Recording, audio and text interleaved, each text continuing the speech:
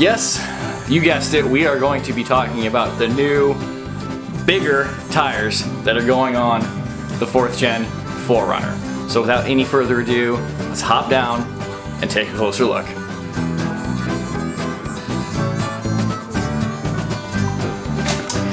And here they are. Wow, okay, this might be interesting trying to get all of this in the shot. I'm probably going to have to lay some footage over. But anyway, I posted a couple teaser pictures up on Instagram over the last couple weeks, and you guys really enjoyed guessing. So that was awesome. A couple of you did guess correctly. We have right here the brand new Cooper Evolution MT mud terrains in 285/70/17 on a set of 5th Gen Trail Edition wheels. So you guys have already seen the wheels. I posted those, and they're not the same wheels that are already, well, they are and they aren't. These are early 5th Gen. These are like super new 5th Gen because of the black insert. Anyway, why did I get these tires? You guys ready for some more car nerd? Longtime subscribers know that we've run 2 sets of tires on the 4th Gen because it's our daily. We run the Falcon Wild Peak ATs and the 265/70/17, the passenger series, because they're super lightweight. They're just aggressive enough to run us year round, and it doesn't mess with our drivetrain too much, doesn't mess with fuel economy, stuff like that. And then up until just recently for off-roading, we were running the BFG, the mud terrains, the 8T, I can't remember the initials. The 255/75/17s, the ones that came on the old Jeep Wrangler Rubicons. And those tires were great. But I definitely could see that my limitations, obviously, were coming from the amount of clearance I was getting from my tires, and the plan was always to go bigger. So I started looking. I posted a picture of these to see what you guys thought about these. I was looking at several different sizes, several different models. I was looking at the Kenda,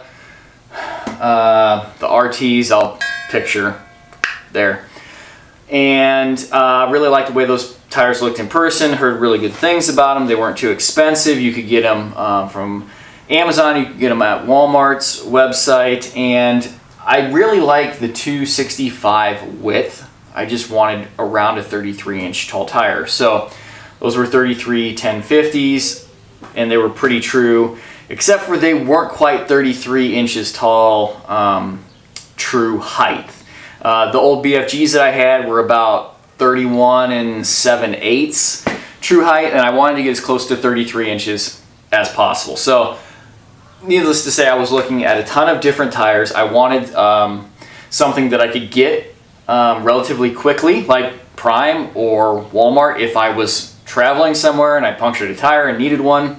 I wanted something that perhaps the size was somewhat common or an equivalent size. Like that 33 1050 is not a really common size, but I would be able to find something that would be very, very close to equivalent size to keep as a spare to get me to the next place to order a tire if I needed to. Anyway, like I said, I was looking at lots of different tires. I wanted a size that was common. Of course, 285/70/17, can't get much more common tire size for rigs like these. But I'm not a huge fan of 285 width, and I'm certainly not a fan of 285 weight. I'll link the video where I talk about metric tire sizes and really nerd out about choosing a tire size that might be good for you and taking into consideration things like weight, mass. So, came across these Cooper Evolution MTs on Walmart's website. Ridiculously low priced. Did the best research I could over several different websites trying to find the most accurate specs that I could as far as weight and true height. True height, these are basically 33 inches. Of course, it's a little bit different depending on how much air pressure you have in it, how much your vehicle weighs, but we're going to call it true 33 inches. I weighed them with my bathroom scale, and they weigh 54 pounds. The website and stuff online said 53 pounds, so we're good with that. My old BFGs weighed 47 pounds, so only that 6 or 7 pound addition for the added height, not to mention the added grip. Those MTs were no joke, but the the lugs on these are crazy. So the weight was really awesome, and they came out to be a little bit narrower of a 285 measurement compared to some of the other brands, which I like. So I'm not going to be ripping up my fenders, my inner fenders and my bumper liners and stuff. Hopefully, we'll address that a little bit later. And I had read that these tires are incredibly quiet for the tread pattern. Actually, one of my buddies that I go wheeling with, Tyler, in the gray 5th gen, he also had this as an 80 series. That's kind of on again, off again project. He bought a set of 35s after I bought these because, again, they were crazy cheap. Threw them on there, and they are apparently very, very quiet. So I'm extremely happy. Do they fit? In a word, yes. In another word, no. So again, I knew that my front end was a little bit lower than I would have liked. It looks pretty good as far as the rake is concerned. There's a little bit more than I would have liked. I think those front springs have settled just a hair more.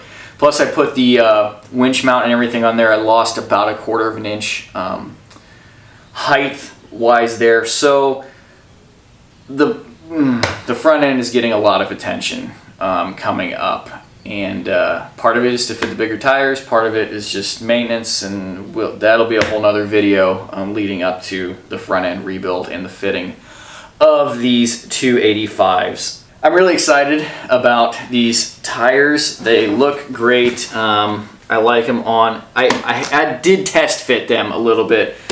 They stick out just enough. Actually, just sitting still, like no flex, no turning, or turning but with no flex and a level paved ground, they barely touch.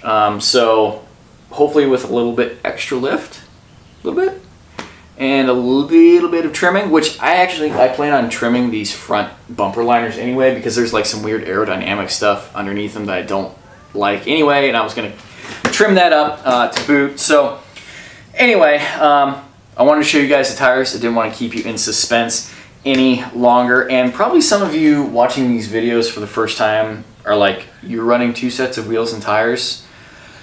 I'm gonna make a separate video on kind of like how I justify the cost of doing this stuff, wheels, tires, suspension things, how I get car parts for pretty good pricing, and some things like that that maybe you guys haven't thought about in the past to help you along with your builds, off-road, on-road, hashtag race car, hashtag off-road, whatever. Hope that was worth the wait. Hope you guys approve of my tire selection, and I cannot wait to get them mounted up so that I can give you a real-world review of them on-road. At least we're gonna have to wait a little bit longer in the season until we get some real off-roading put underneath the treads of those things. So in the meantime, if you haven't already, hit that subscribe button. I would greatly appreciate that. Give the video a thumbs up if you would. Follow the links down below over to my Instagram, my Facebook, where if you're already subscribed over there, you would have got a teaser picture of the tires. And I'm sure I'll be posting some more teaser pictures of stuff happening in this general area, hopefully sooner than later. And comments, questions down below. Email me, hawkeyeskunkworks@gmail.com. And as always, thank you for watching, and until next Sunday, take care. Goodbye.